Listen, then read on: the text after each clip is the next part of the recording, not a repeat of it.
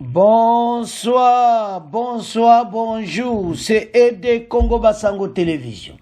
Comme toujours, avant de commencer notre émission, nous disons merci à Dieu. Nous disons merci à nos chers abonnés et téléspectateurs qui nous suivent partout dans le monde et en RDC. Bande Konanga, soyez les bienvenus.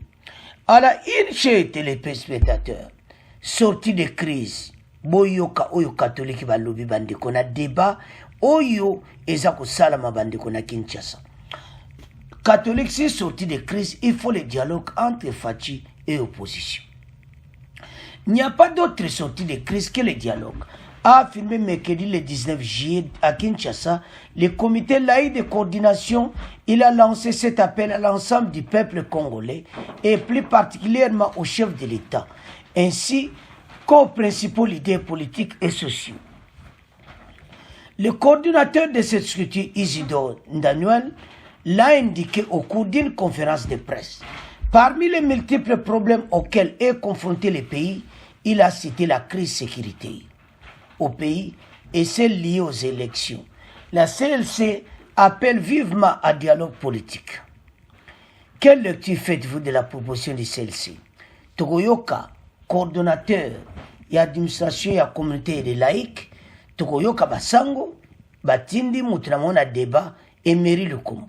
Togoyoka Jean-Claude Chilumbai, Oya IDPS, Union Sacrée, et puis Togoyoka Ferdinand Kambere, Oya PPRD, et puis Christian Moleka, Oya Dynamique de pilotage. Bandeko, ya Aza politologue, Togoyoka, Christian Moleka. Bandeko, ezo salama komona l'église catholique na position bazui. Ete, pona makambo ekende bien ti élection à décembre, il faut Fachi bavanda tour de la table avec opposants bango nyonso. Alors, na kati ya débat bokoyoka ndeni Jean-Claude Chilimba ya koloba. Bandeko, ça passe. Parce que le train s'est démarré. To koki teli suko vanda to solola. Soto bande la conscience ndenge bata kambere PPRD bazoloba. To bande la makamunyon sona cour constitutionnelle. Ezak élection salamati. C'est-à-dire monsieur Abatoyo Yangwana. Parce que tant Ferdinand Kambere yoloba. Donc Joseph Kabila azoloba. Donc ozomona clairement te baza toujours na position. Mais avant même de commenter, Toyo Kanano Yango bon to avancer. Bonsoir et bon début de semaine à tous. Assassinat du député national Chérubin Okende, membre de l'opposition politique. Deux suspects ont déjà été arrêtés par la police provinciale de Kinshasa. Selon des sources judiciaires, il s'agit du garde du corps et du chauffeur du défunt, détenu par le parquet de grande instance de Kinshasa, Gombe, depuis jeudi 13 juillet, jour de la découverte du corps sans vie du député. Cette affaire a soulevé plusieurs réactions d'indignation et de protestations, tant au niveau national qu'international.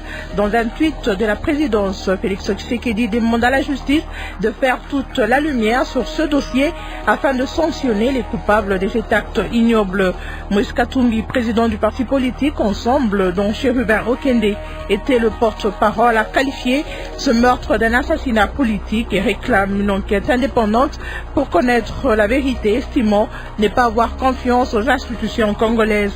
Comment analyser cette affaire? Nous en parlons ce soir avec Maître Georges Kapiamba, qui est avocat et président de l'association congolaise pour l'accès à la justice, ACAJ en sigle. Maître Georges Kapiamba, bonsoir. Bonsoir madame. Maître Rufin Luko, aussi avec nous dans ce studio, chercheur en droit et écrivain congolais, auteur d'une dizaine de publications en droit congolais de l'université de Kinshasa. Maître Rufin, bonsoir. Bonsoir madame et bonsoir à tous. Et le professeur Ildefonse Chinyama, depuis Lubumbashi dans le Haut-Katanga. Il est criminologue et professeur à l'école de criminologie de Lubumbashi dans le Haut-Katanga, je l'ai dit. Professeur, bonsoir. Bonsoir.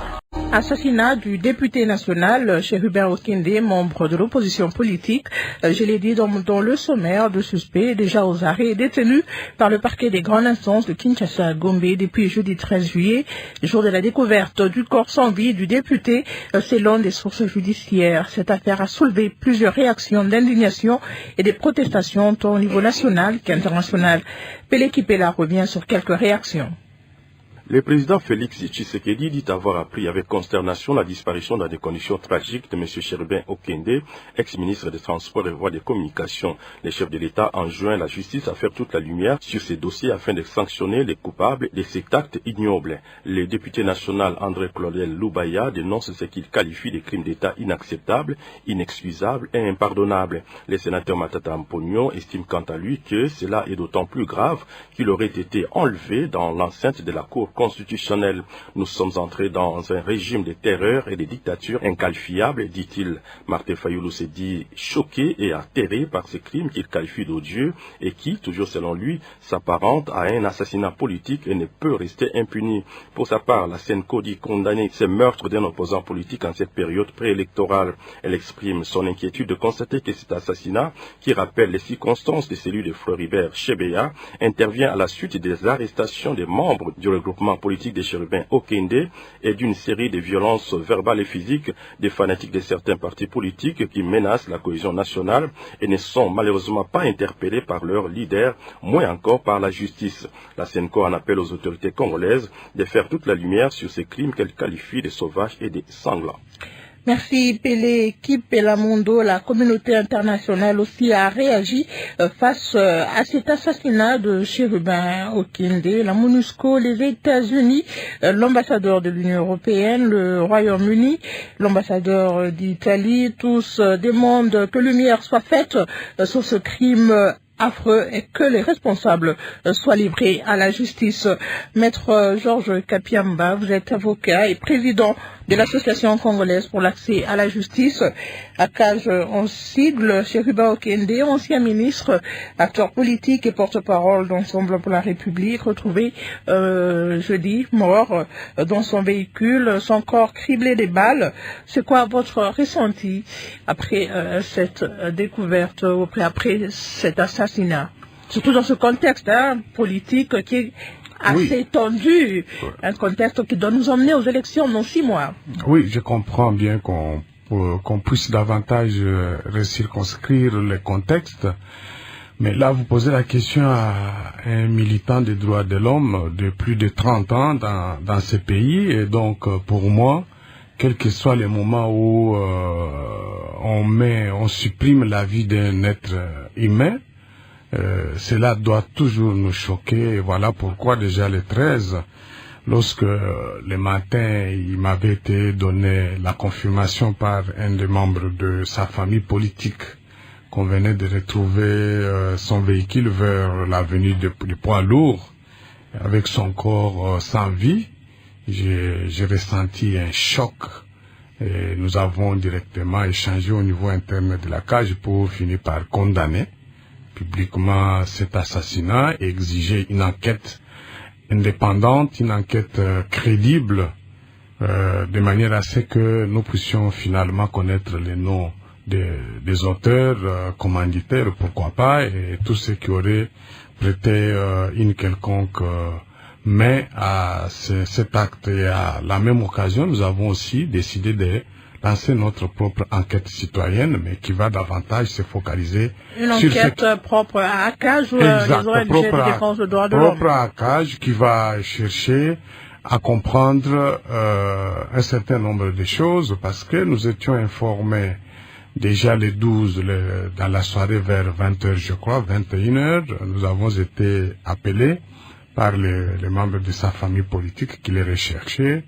Et déjà à ce moment-là, tous on s'était mobilisés vers 21h pour chercher à savoir où est-ce qu'ils pouvaient se trouver. Et nous avons même essayé d'atteindre certains plus hauts responsables des services pour le pousser à déclencher les dispositifs de recherche d'une alerte. Alors nous voudrons maintenant vérifier pour savoir qu'est-ce qui a été fait entre-temps. Lorsque l'alerte de sa disparition, de son enlèvement, de difficultés à pouvoir les joindre au téléphone s'était établi, et qu'est-ce que les services de sécurité et de maintien de l'ordre ont eu à mener comme action pour pouvoir agir. Et surtout, nous voudrons comprendre comment expliquer que c'est jusqu'à 6 heures du matin que finalement son corps avait été retrouvé sur une grande artère comme l'avenue du Poids Lourd, où depuis quelques jours, depuis le 26, si je ne me trompe pas, 26 juin, nous avions tous entendu la communication du gouvernement provincial de Kinshasa nous informait de toute une batterie de mesures, notamment des checkpoints, des patrouilles. Nous pensons qu'une avenue comme celle-là devrait quand même faire partie des zones qui devaient être suffisamment surveillées. Comment expliquer qu'on l'ait pas vu avant? Mais ces mesures ne sont pas encore appliquées. Oui, mais c'est depuis le 26 juin que ces mesures ont été annoncées. Nous avons monitoré, nous savons, sauf erreur de notre part, mais nous allons discuter échanger avec tous les responsables.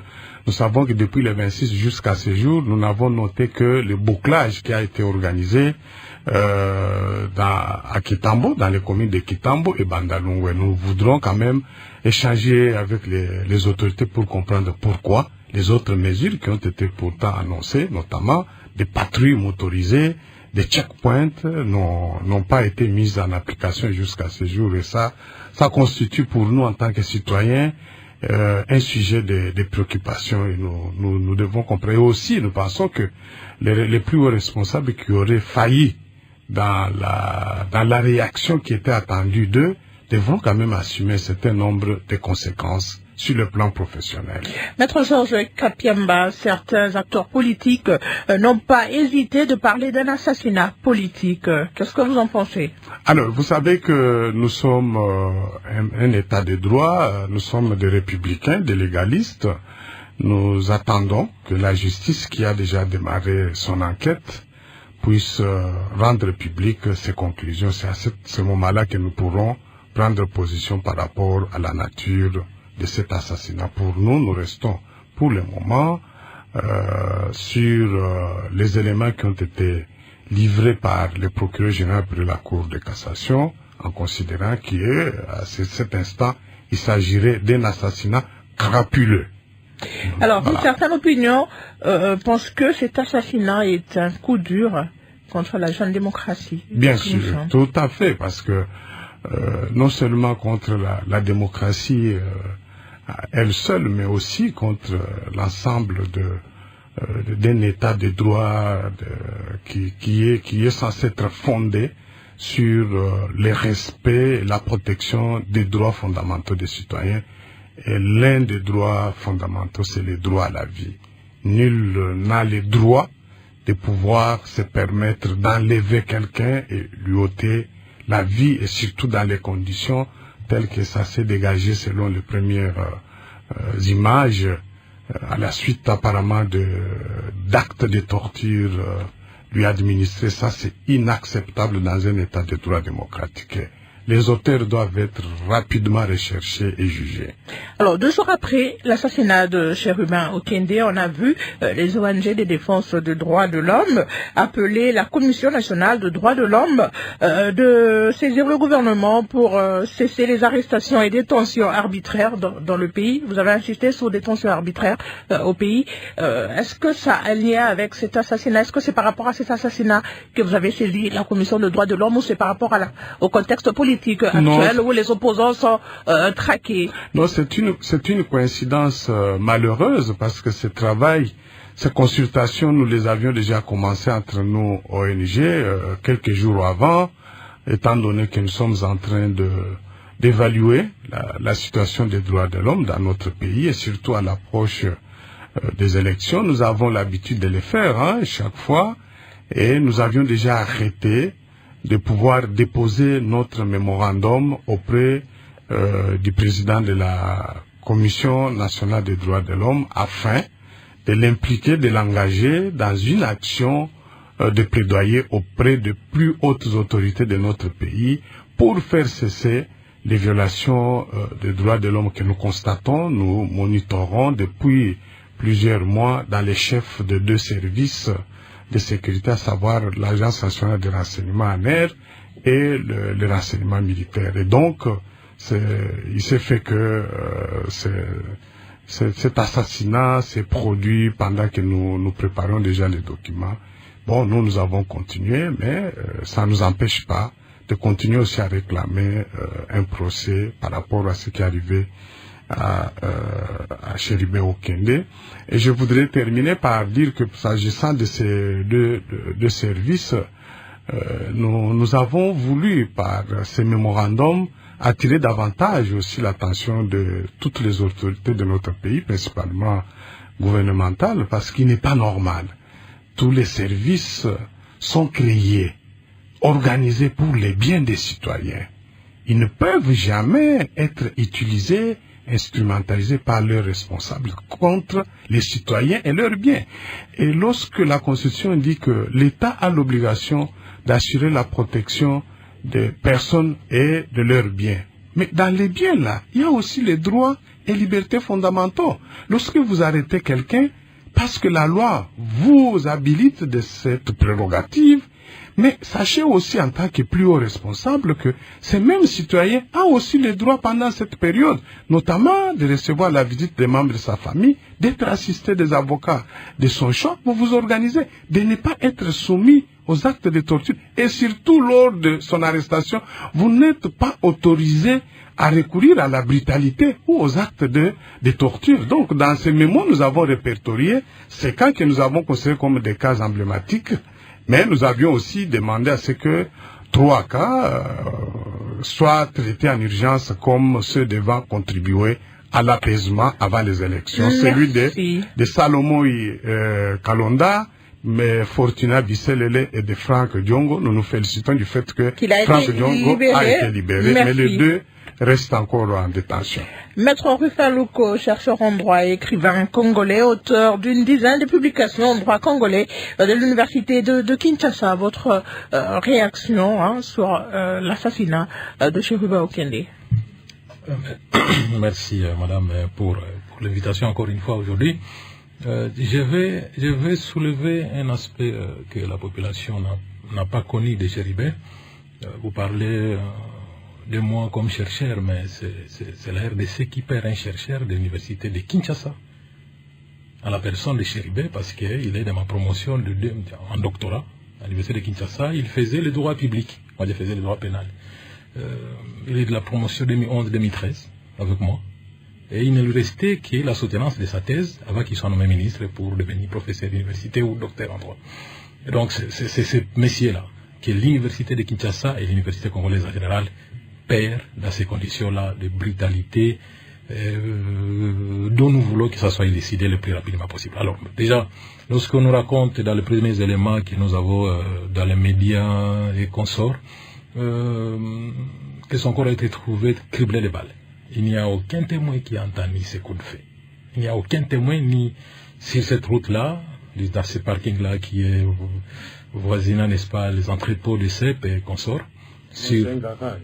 On a appelé ça, oui. Bon, le garage, parce que lui n'est pas entré, donc la voiture était stationnée devant la parcelle ou l'entrepôt, ou ces garages-là, et à côté de la route. Personne, ni des occupants dedans, ni de ceux qui sont passés, n'a entendu les coups de feu. Donc, comme il l'a dit, on présume probablement qu'il y a eu une cause de mort autre que les coups de feu. Alors nous avons donc besoin que nous tous nous soyons informés de la réalité. Le problème, c'est que les politiciens s'en sont mêlés immédiatement. Et nous savons dans notre pays, chaque fois qu'il y a quelque chose de comme ça, de dramatique comme ça, et que les politiciens s'en mêlent, se sont avec leur version, qui veulent que l'enquête aboutisse à confirmer leur version. Et en définitive des causes, les versions vont se croiser dans tous les sens, et c'est donc celui qui est le plus fort qui va imposer sa version. Nous avons besoin que, encore une fois, à l'occasion de drames comme ça, c'est là où dans le monde entier, on sait identifier que la justice est indépendante par rapport aux résultats que vous allez donner à la population. Nous rappelons, parce que n'oublie pas, nous tous, ici, sur ce plateau, nous sommes des défenseurs des droits humains. Ça fait autant d'années avec Georges Kapiamba. Likenkulula. Je ne vais pas citer tout ça. Enquête sans suite. Et les deux qui sont morts, les martyrs de la démocratie à Kinshasa. Thérèse Kapangala et l'assistant de l'IPN, vous me rappelez le nom. Tous, des enquêtes avaient été annoncées à l'époque Lambert Mende et jusqu'aujourd'hui, rien du tout parce que la politique, ça n'était mêlé. Et donc, il faut que, à l'occasion ici, parce que nous avons vu déjà... Est-ce que vous voulez dire par là que chaque fois que la politique se mêle, c'est pour broyer toutes les enquêtes. Et il n'y a pas de suite c'est une constante. Ça, c'est une constance. C'est pour brouiller tout. Et nous pouvons donc... C'est pourquoi, lorsque les ONG se mettent debout, se mobilisent, c'est pour que notre justice relève la tête.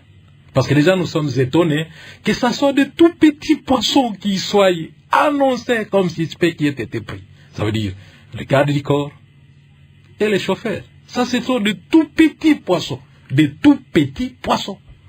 Il faut qu'on arrête. C'est-à-dire, il faut que la machine remonte là où il y a les rumeurs de l'arrestation. Ça veut dire à la Cour constitutionnelle. C'est vrai, bon, les autorités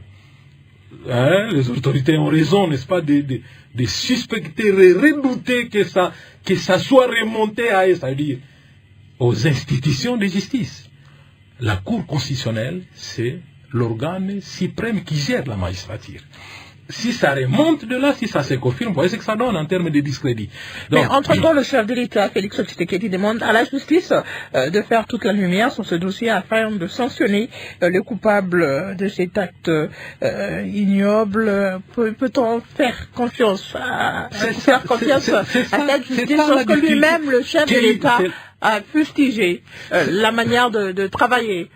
Bon, évidemment, maintenant, la justice est mise au pied des accusés, uniquement pour le seul fait que, selon les rumeurs les plus folles, c'est que l'arrestation ou l'enlèvement a eu lieu à la Cour constitutionnelle. Et donc, vous voyez, il faut donc qu'on se batte pour que ça ne soit pas confirmé. Parce que comment imaginer que la Cour constitutionnelle, la Cour de cassation, le Conseil d'État, la Haute Cour militaire, toutes ces institutions-là sont gardées, sont sécurisées. Et donc si arrestation doit y avoir lieu, en tout cas, la police qui est positionnée à ces endroits-là doit réagir. En tout cas, le gouvernement est décidé vraiment à faire la lumière sur cette affaire. On a suivi le porte-parole du gouvernement qui est revenu sur ça plusieurs fois. La justice ne va pas mener seule cette enquête. On va associer des experts belges et sud-africains pour que ça soit impartial. Est-ce que cela suffit pour vraiment que cette enquête soit vraiment impartiale et indépendante? C'est encore ça le drame de notre pays. Il semble, ça fait longtemps que nous sommes incapables d'organiser des choses par nous-mêmes et que ça soit crédible. Il faut qu'on relève la tête. Nous avons des experts dans ce pays. D'abord, nous avions demandé à l'époque qui est la création d'une détective privée dans notre pays. Une détective privée. Ça nous aiderait que chaque fois qu'on peut suspecter que telle institution, tel parquet, tel procureur n'est pas tout à fait à mesure ou indépendant à exercer son ministère en toute liberté, qu'on fasse référence ou recours à une détective privée qui peut nous aider, n'est-ce pas, à nous donner des résultats dans un bref délai et plus ou moins crédible. Il n'y a pas de crédibilité uniquement en associant des experts belges, français ou de la MONUSCO. Nous pouvons nous organiser à faire ces choses-là nous-mêmes. C'est parce que tout simplement la difficulté que nous avons ici, en l'espèce, c'est l'incursion des politiques. Et surtout, lorsque nous sommes à la veille des élections, vous savez, la sensibilité, Chéribé Okende, c'était une grande personnalité d'un cap dans la marmaille politique. Et donc, sa perte dans ces conditions ici, ça court dans tous les sens. Ça fait réchauffer le climat, la situation politique est déjà électrique. En dehors de réchauffer, c'est d'abord le traumatisme que ça crée dans nous tous. C'est la terreur que ça crée. Chéribé Okende, c'est un député national, un ancien ministre récemment démissionnaire du gouvernement, c'est une grande personnalité. Lorsque ça l'a fait comme ça, si facilement, chez nos villages on dit, le malheur qui atteint ton prochain, ou la menace qui atteint ton voisin, te menace toi-même, ou le malheur qui atteint ton prochain, c'est une menace pour toi-même. Donc ça veut dire le fait que ça peut l'atteindre si facilement comme ça, eh bien, nous tous, nous sommes en insécurité. C'est pourquoi nous disions la fois passée, lorsque c'est arrivé à Tchébéa, qui est justice. Vous voyez, la justice n'est toujours pas terminée en ce qui concerne Tchébéa, parce qu'il y a rebondissement. Nous croyons que c'est parce qu'il n'y a pas eu suffisamment de justice pour Tchébéa que ce genre de choses continuent à revenir, parce qu'il faut que les agents de l'État, comme l'a dit Maître Kapemba Gilbert, Georges Kapemba, que l'impunité de ceux qui s'adonnent à ces genres de brutalité, alors que nos lois les condamnent déjà, alimente la suite. Le fait que les rebelles d'hier n'ont pas été sanctionnés, ils s'adonnent à des rébellions incessantes, parce que la justice, celle, comme l'a répété le chef de l'État, élève une nation, et si notre justice ne relève pas la tête pour sanctionner ces genres de commettants ou de proposés, nous continuerons à déplorer ce genre de choses, et les élections, la campagne n'a même pas encore commencé, ça risque encore d'être très chaud pendant la pré-campagne ou la campagne. Merci, Maître Rufin. Juste en 30 secondes, parce qu'on va donner la parole au professeur. Oui. Non, je voudrais tout simplement ramener le débat à une des valeurs d'une république. Nous sommes la République démocratique du Congo, ça veut dire que nous sommes organisés, nous avons un peuple, nous avons aussi des institutions. Et ces institutions doivent accomplir chacune son obligation. C'est la raison pour laquelle nous nous disons, quelles que soient les analyses que nous avons toujours faites sur le fonctionnement ou les dysfonctionnements de cette justice, de la police, des services de sécurité, ces gens doivent assumer leurs responsabilités maintenant et se montrer davantage dignes en amenant cette enquête jusqu'au bout, c'est-à-dire identifier les vrais auteurs et les commanditaires. C'est ça que nous devons faire. Mais maintenant, je termine par les experts étrangers. Moi, je dis que ça entre dans le cadre des collaborations. Vous pouvez donner votre point de vue après, après le prof Tuniama. Oui, professeur Idelphonse Tuniama, vous êtes criminologue, voilà, et professeur à l'école de criminologie de Lubumbashi, dans le Haut-Katanga. Votre lecture, qu'est-ce que vous avez à dire sur cet assassinat? Bon, merci beaucoup. Je pense que faire un homme politique de cette carrure-là dans un assassinat aussi lâche suscite beaucoup d'émotions et de regrets. La question maintenant, c'est de ne pas tomber dans des spéculations non vérifiées par manque de preuves tangibles. Et sinon, on risque de considérer ces spéculations pour des représentations objectives de la réalité, alors qu'on est dans de simples spéculations, parfois qui relèvent des théories de complot. La question est de savoir maintenant, par rapport aux faits, est-ce qu'il s'agit d'un assassinat ciblé? Toutes les conditions sont réunies pour le dire. Mais évidemment, il faudra attendre que les enquêteurs recherchent des motifs ou des menaces éventuelles qui ont pesé sur la victime. On peut aussi penser effectivement qu'il peut s'agir d'un crime organisé. C'est ça, il faudra qu'à Kinshasa on recherche effectivement peut-être en regardant très clairement, les enquêteurs devraient analyser autant d'activités criminelles pour voir effectivement s'il y a des acteurs impliqués dans une organisation criminelle qui peut être à la base de ce crime. Autrement, est-ce qu'il peut s'agir d'un règlement de comptes? Peut-être oui. Ce règlement de comptes qui peut avoir autant de motifs. Une fois de plus, il faudra que les enquêteurs puissent éclairer la chose. Mais attention, on peut aussi penser qu'il s'agit des activités simplement terroristes. Hein. Est-ce que dans des circonstances comme ça, est-ce que le terrorisme évidemment rentrerait très vite aussi dans les crimes organisés? Est-ce qu'il n'y a pas ailleurs des acteurs qui pourraient effectivement s'adonner à ce genre d'activités? une fois de plus, il y a toutes les pistes qui doivent être explorées pour le moment, notamment les enquêtes qui vont suivre dépendront de ce qui a été fait en amont par la police technique et scientifique. Est-ce que la scène des crimes n'a pas été elle-même polluée? Est-ce que la police technique et scientifique locale a fait un travail pour protéger la scène et tout ça? Je sais effectivement, pour avoir été dans les locaux de la police technique et scientifique, il y a des gens qui sont bien formés là-bas, évidemment parce que certains d'entre eux viennent de formations à l'étranger, etc. Mais le problème, c'est que cette police mérite d'être entretenue. Vous savez que dans des circonstances pareilles, on a besoin de cette police-là. Or, il s'est fait que les acteurs que j'ai rencontrés là-bas, qui venaient de bonnes formations, je les ai retrouvés en province, qui se battent dans le commandement. Ça dit effectivement que cette police demande d'être sérieusement outillée. Bon, sur la scène des crimes, on pourrait aussi recourir parfois à des enregistrements vidéo, hein, qui proviennent des caméras de surveillance qui peuvent être situées dans les environs, et vérifier peut-être les antécédents de la victime pour identifier d'éventuels motifs, notamment est-ce qu'il y a eu des ennemis éventuels, est-ce qu'il y a eu une certaine menace qui proviendrait de quelque part. Ce sont les enquêteurs qui vont le faire.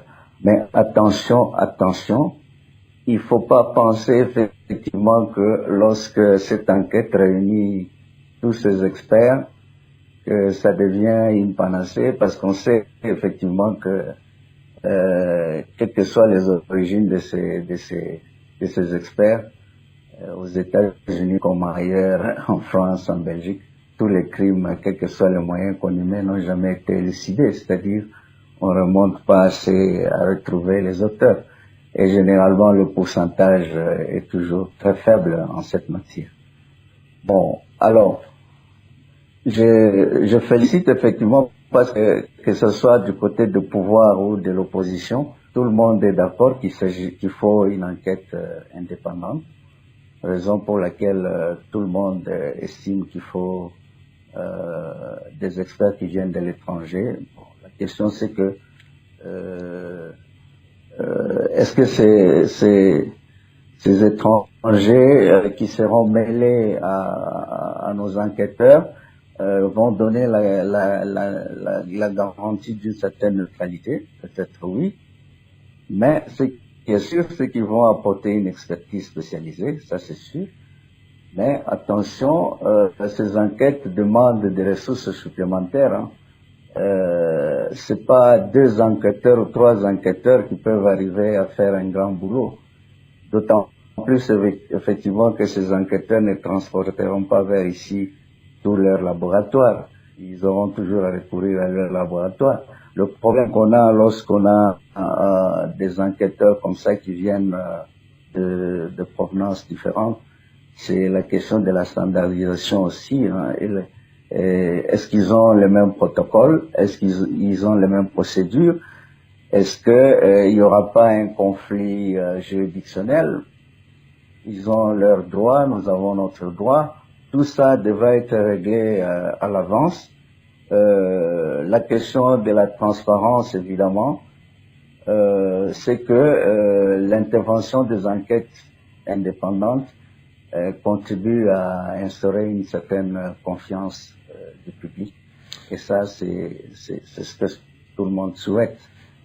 Alors, professeur, oui, allez-y. Oui, j'ai posé une question tout à l'heure à Maître Georges Kapiamba. Il y a une certaine opinion qui pense que c'est un assassinat politique. Il y a même un auditeur qui nous suit en direct sur la page Facebook de Radio Capi, Ruben Poyo, qui dit ceci: aujourd'hui, faire la politique dans notre pays, c'est se sentir en insécurité. Bon, je l'ai dit, un assassinat ciblé peut avoir plusieurs motifs, Et il n'est pas exclu, évidemment, que les motifs politiques soient au rendez-vous. Mais attention, ça peut ne pas être le seul motif, hein, qui peut justifier la mort de quelqu'un. J'ai énuméré ici un ensemble de pistes auxquelles on pourrait penser.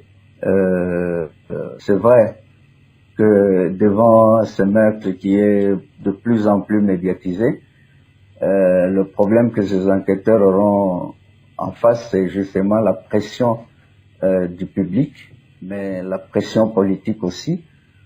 Évidemment, ce qui fait que tout le monde cherche que ces enquêtes aboutissent aujourd'hui et maintenant, mais attention, c'est des enquêtes qui peuvent faire aussi longtemps. Et si on pense et qu'on met les enquêteurs sous pression au niveau politique et social, ça peut entraver ces enquêtes et arriver à des résultats un peu plus biaisés. Parce que ils vont arriver à des conclusions très, très hâtives et ne pas aller en profondeur des enquêtes. Donc, ils seront là entre ces pressions, mais l'opinion devra intégrer le fait que ces enquêtes-là demandent aussi du temps. Parce que ces gens-là ne vont pas, je l'ai dit, ils vont pas transporter tout leur laboratoire. Faut-il encore qu'au niveau local, on ait des infrastructures qui permettent des analyses très poussées sur place. Vous savez que dans ces enquêtes-là, lorsqu'il y a autant de données, il faudra faire intervenir aussi une dimension d'analyse par l'intelligence artificielle. Et ça demande que ces enquêtes soient retravaillées, mais je l'ai dit, tous ces acteurs qui viennent de pays différents seront pas seulement sous pression politique interne, mais ils seront aussi sous pression de leurs États. Alors, je vous garde en ligne, beaucoup de choses qui peuvent entrer en compte pour comprendre tout cela. Alors, je vous garde en ligne. On va prendre très rapidement ces auditeurs qui appellent sur notre standard. On va prendre Dr Maurice qui appelle depuis Kinshasa. Voilà, oui, depuis Kinshasa. Docteur Maurice Nyoka, je vous appelle depuis la ville-province de Kinshasa. Tout d'abord, mes condoléances à sa famille biologique et politique. À mon humble avis, l'assassinat du regretté Chérubin Okende serait essentiellement politique. Mais à ce stade, il est difficile de savoir si les instigateurs de cet assassinat sont dans son camp politique ou dans les camps du pouvoir en place. La charge revient maintenant à la justice congolaise de nous prouver l'état de droit qui est devenu un slogan, en menant des enquêtes sérieuses afin que tous ces criminels et leurs complices subissent la rigueur de la loi. Alors, tout le monde veut des enquêtes sérieuses pour trouver les criminels. Comment vous réagissez, très rapidement, professeur, au point de vue de Dr Maurice qui nous a appelé de Kinshasa? Oui, mais évidemment, tout le monde cherche ces enquêtes sérieuses, mais on ne discute pas des conditions. Quelles sont les conditions nécessaires et suffisantes pour que ces enquêtes soient suffisamment sérieuses? C'est ça qu'il faut réunir. Mais évidemment, je l'ai dit, il ne faut pas penser effectivement à la toute-puissance de ces enquêtes, parce que, je l'ai dit, le pourcentage en élucidation des crimes, même dans des pays très développés d'où proviennent ces gens qu'on appelle des experts, n'ont toujours jamais été à 30% ou à 10%. Donc, on peut arriver au fait que, par exemple, que les preuves, la contamination des preuves sur la scène des crimes brûle tout.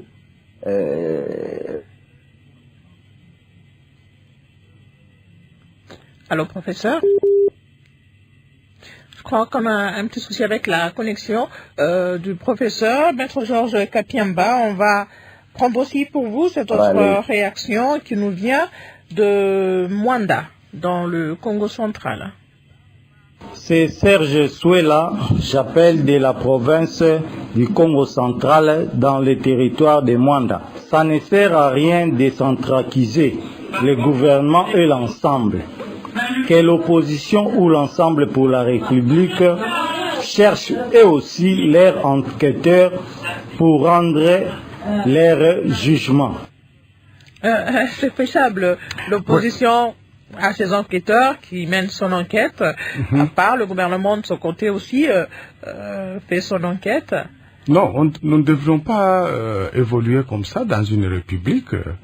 Nous avons des institutions qui sont entretenues avec les contributions de tous les citoyens, toutes les citoyennes. Si nous payons les impôts, nous payons nos taxes, c'est parce que nous sommes conscients qu'il faut contribuer au travail que ces compatriotes doivent assumer et que tous nous ne pouvons pas occuper les mêmes fonctions. Bon. Donc, à partir du moment où il y a un problème qui se pose, comme celui-ci, un de nôtres a été assassiné de manière cruelle, nous avons le droit de nous adresser à ceux qui ont la charge de rechercher les auteurs et les commanditaires pour les identifier et puis les juger. Et donc, je comprends les désamours qui s'est développé entre la population et notre justice à cause des dysfonctionnements constatés au sein de ces pouvoirs judiciaires. Il y a quelques jours, nous avons débattu sur ça. Voilà encore une occasion qui doit être exploitée par nos compatriotes qui sont au sein du pouvoir judiciaire, mais aussi qui sont au sein des services de sécurité et de maintien de l'ordre, puis qui comprennent qu'ils doivent mériter la confiance leur placée par leurs compatriotes. Ça ne sert à rien d'être un grand patron dans l'institution, dans la filière judiciaire, mais ne pas être capable de répondre aux attentes des citoyens. Et donc ici, moi je pense que nous devons tous nous mobiliser pour pousser nos autorités judiciaires à mener une enquête crédible et exhaustive. Mais qu'est-ce que vous pensez de la demande de Moïse Katumbi, qui demande à la MONUSCO, aux Nations Unies, à la Grande-Bretagne, à la France, d'être associés, qui demande que ces pays-là soient associés à cette enquête? Alors, je pense que lorsque l'enquête doit prendre une dimension avec la présence des éléments internationaux, il faut que ça se discute avec le gouvernement, parce que c'est le gouvernement qui engage l'État. Et le gouvernement, notre gouvernement lui-même a déjà donné le ton en disant qu'il est d'accord pour une enquête pluridisciplinaire. Et donc, ils ont même déjà annoncé quelques pays qui devraient être déjà contactés pour envoyer aussi leurs experts.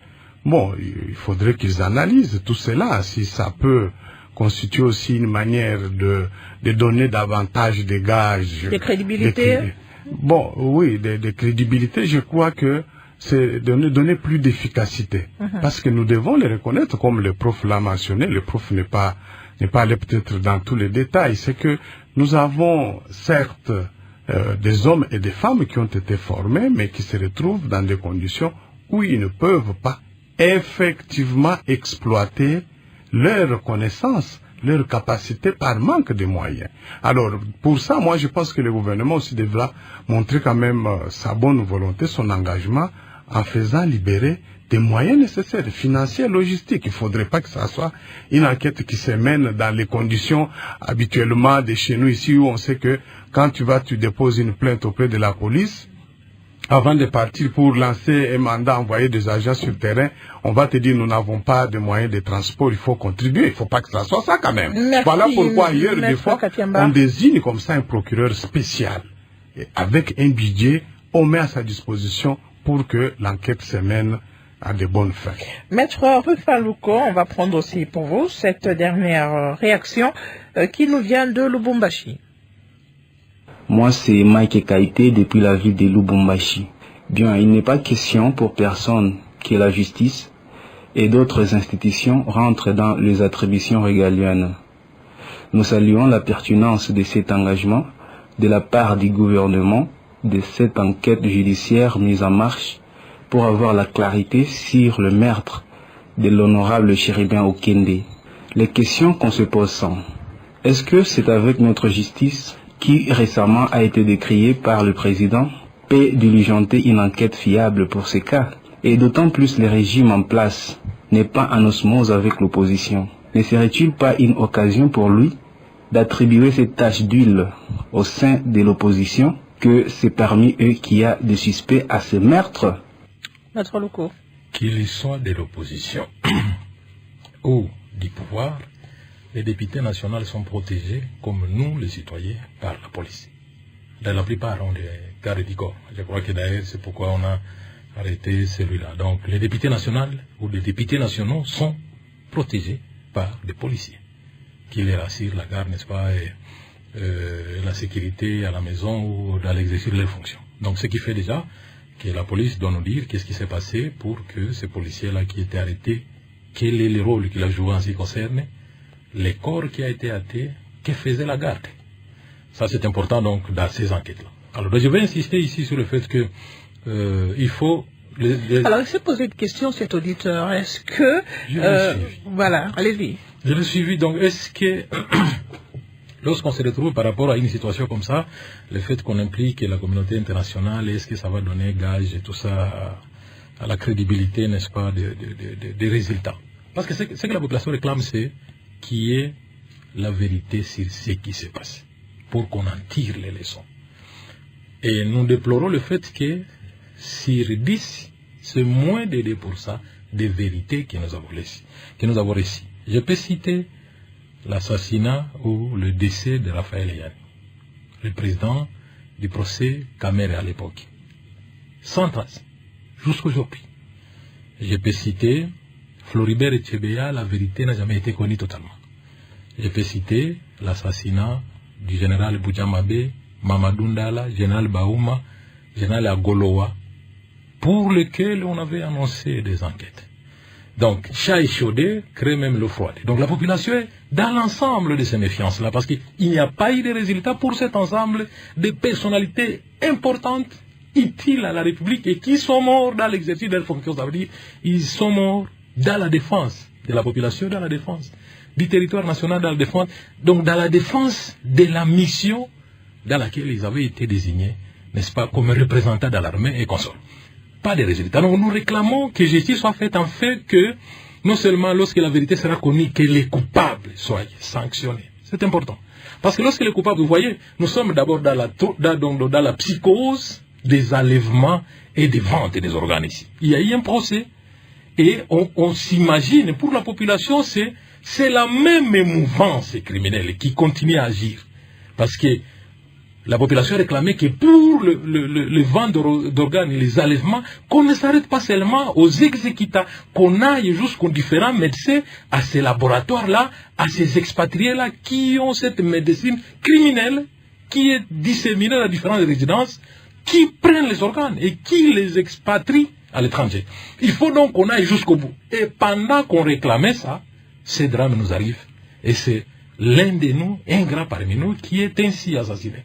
Donc, bref, je crois que nous encourageons notre gouvernement et nous disons que c'est vrai, nous pouvons faire recours pour telle expertise à telle coopération, belge, française, chinoise et américaine, mais au moins d'abord, ceux qui vont enquêter, ce sont nos services, comme l'a dit Georges. C'est-à-dire, nous avons des institutions chargées de rechercher les infractions, retrouver les auteurs, et les traduire devant la justice. Et ça, nous avons l'inspection judiciaire, nous avons le parquet, nous avons la police, chacun en ce qui les concerne a une tâche pour administrer la justice. Donc, je crois que ici, vous avez invité des professionnels de la justice pour que nous puissions, n'est-ce pas, contribuer à ce que Chéribé Okende, sa mort, ne soit pas ajouté à l'ensemble des différentes enquêtes annoncées, et nous pensons à Lambert Mende, tout ce qu'il avait annoncé pendant ce mandat.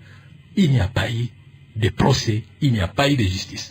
Et donc, il faut que ça cesse cette fois-ci, que dans les plus brefs délais, nous sachions qui sont ceux qui ont fait ceci, traduit devant la justice, soit des droits communs, soit de la justice militaire, parce que nous avons des gages que la justice militaire est plus robuste et plus expéditif, comme on peut présumer qu'il y a usage d'armes de guerre, afin que nous puissions savoir que les coupables, les auteurs sont arrêtés, ils ont été traduits devant la justice et ils ont été sanctionnés. Vous avez été très très nombreux à nous suivre sur la page Facebook de Radio Okapi. Merci à ces internautes depuis Popo Kiabaka, depuis Goma, depuis Ndola en Zambie, depuis Bujumbura, voilà, au Burundi, depuis Kananga, Kolwezi, l'Angola, l'Afrique du Sud, Moïkea, Massimanimba, vous êtes tellement nombreux. Professeur Ildefonse Nyama, nous sommes à la fin de notre émission. Votre conclusion, c'est vrai que les gens attendent vraiment les résultats. Vous l'avez dit que ça peut prendre des mois, ça peut prendre plusieurs mois. Alors, peut-être pour rassurer les uns et les autres, qu'est-ce que vous pouvez dire? Bon, évidemment, vous savez, on revient sur la question de la méfiance de la population par rapport à notre justice, etc. Bon, mais écoutez, les enquêtes scientifiques, les analyses médico-légales, c'est réalisé par des spécialistes. D'abord, la question, c'est de dire, au niveau interne, comme on l'a dit, nous devons compter sur nos ressources d'abord. La police scientifique et technique, ça reste une police la plus pauvre. Quand on envoie les gens là-bas, on pense qu'on les envoie en garage, alors que c'est une police qui doit être entretenue. Et maintenant, faute d'entretenir cette police, nous recourons chaque fois à l'extérieur, évidemment. Et les médecins légistes, est-ce que nous les avons? Bon, alors, autre chose qu'on doit comprendre, effectivement, moi, comme professeur, je me dis, la question de notre justice nous interroge sur la formation que nous donnons à l'université de futurs magistrats. Alors, professeur, pour vous résumer, nous sommes presque à la fin de l'émission. Oui, quand je regarde comment ça se passe, c'est que on sent une insuffisance dans la question de compétences en matière d'enquête criminelle. Par exemple, est-ce que la Cour constitutionnelle a à se justifier sur le fait que la Jeep de Okende était dans son enceinte? On peut supposer que cette bâtisse-là doit être surveillée par un dispositif vidéosurveillance pour la prévention situationnelle. Mais ce sont des choses qui doivent être réglées. Mais l'enquête extérieure, mais il faut toujours savoir que c'est des êtres humains qui vont faire ces enquêtes. Ils peuvent commettre des erreurs de manipulation de preuves. Et ils peuvent avoir aussi être influencés par des biais cognitifs, des préjugés qui soient inconscients ou conscients. Comme je l'ai dit, il y a la question des ressources. Ils n'ont pas transporté ici tout l'arsenal qu'ils doivent avoir chez eux. Merci, professeur. Vous l'avez dit, il faut conclure. Voilà. Vous avez 30 secondes. On est vraiment à la fin de l'émission. Donc nous estimons effectivement que les enquêteurs qui viennent vont amener des moyens qu'il faut et que nous puissions effectivement être en confiance que ces enquêtes vont se dérouler. Mais attention, les résultats, c'est pas toujours demain qu'on peut les avoir. Merci, professeur Ildefonse Nyama. Maître Georges Kapiamba, votre conclusion. Bon, ma conclusion, je crois que je réitère ce que nous avons déjà demandé aux autorités congolaises qui ont la première responsabilité de faire enquêter, c'est-à-dire le gouvernement, de faire enquêter, identifier et arrêter les auteurs, les commanditaires ainsi que les complices, les faire juger. Mais nous avons ajouté une autre dimension et là nous engageons tout notre peuple que nous fassions aussi notre propre enquête pour évaluer la capacité de nos services de sécurité et de maintien de l'ordre à nous assurer cette protection. Pourquoi ça ne marche pas? Pourquoi chaque fois on est obligé de recourir à l'expertise étrangère? Voilà la question sur laquelle nous allons davantage aussi nous focaliser et nous rendrons publiques nos conclusions. Et nous espérons que les dirigeants à qui nous présenterons ces conclusions les prendront à cœur pour que les choses changent, que nous ne puissions plus être tout le temps tournés vers l'extérieur. Maître Georges Kapiamba, Maître Rufaluko. Merci. Madame, je crois que ma conclusion, c'est sur ce que Georges vient de dire à la fin. Nos services de sécurité et de défense sont devenus trop paralytiques. Nos réactions sont trop lentes. Chaque fois que la population a besoin que la police réagisse, que l'armée réagisse, paralytique, bouka bouka comme on dit à Lingala. Nous réagissons dans le service, ce sont boiteuses, l'infiltration a eu le coup de grâce à nos services. Nous ne fonctionnons pas réellement. Parce que si c'est vrai que ça est lié à la Cour constitutionnelle, la police aurait pu réagir. C'est de cette façon-là, parce que c'est une police positionnée à l'endroit, elle doit faire son rôle de protéger chaque fois qu'il y a alarme de la population. La police n'a pas besoin d'un ordre venu de Kinshasa pour protéger la population. Je crois que le chef de l'État doit constater que nos services, ça fait beaucoup de crimes où les services agissent en paralytique. Il faut qu'on redresse, qu'on cherche des béquilles, et je crois que les animateurs sont incapables, nombreux, de faire réanimer nos services, et c'est là que le chef de l'État doit frapper. Merci, Maître Rufalouko, dialogue entre Congolais. C'est fini pour ce soir. Alors, bande koto landi wana, so landi bien, oh, ba chauffeur wana na garde de côte, ce sont des petits poissons, faut ba luka bateau, ba commanditaire, tout ça et tout ça. Mais, ezamawa, parce que okende, liwana est comme propagande moko politique, il y a opposition, et comme, surtout dans des bazolo makamba dialogue, ezo sala bien te, ezo bebisa makambo oyo, ezo koma lokola ki okende, et comme parce que pour makambo tout basala, non, andeko, ezo sala propriété. Faut pas respecter quand même famille naïe. Oh bah on va sali eza kitorote. Soki bolanda ki émission Congo News 24 boyo ka ba réagir na ndé Nicolas Kazadi ameka ko expliquer makambo oyo. Pays toke na pays oyo. Ndenge nini? Na tout temps to mona ba makambo. Pays ko avancer ti tant que batu baza na ba idée ya malamu te pona mboka. Laissez batu faut basala ensemble. Batu faut basala bomoko. Mais tout ce qui se passe est au sala passe. Parce que sango balobi sorti à crise, il faut dialogue. Est-ce que c'est la vérité? Non. Dialogue c'est pour bateau, nous sommes s'en sortir, bajoba poste. Zomona, bakatange, kuna pe batra. Donc, ozo muta za position zo profiter na liwaya okende. Ezo sarambawa parce que muta kufi. Bolani maître Georges Kapiamba aye ko intervenir. Nde bolandi na yena, nde batune ne bandeli.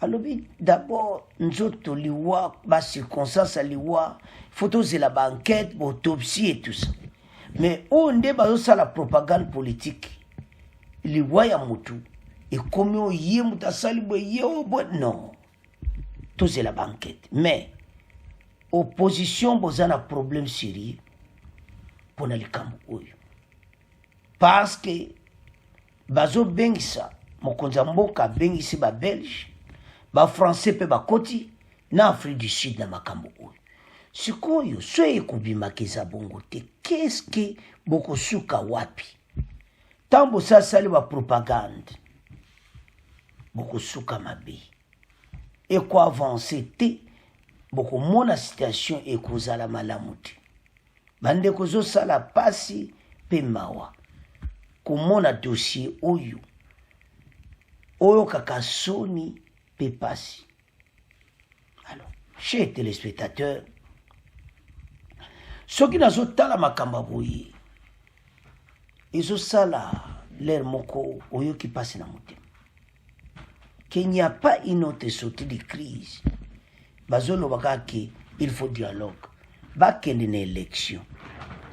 Bandeko, seule solution, pas de dialogue. Bango tu bakende élection. Bolandi Emery le combo coordinateur n'a expliqué. Bolandi Jean-Claude Chilumba a expliqué nyonso. Et puis Tolandi Ferdinand Kambere. Ezali débat.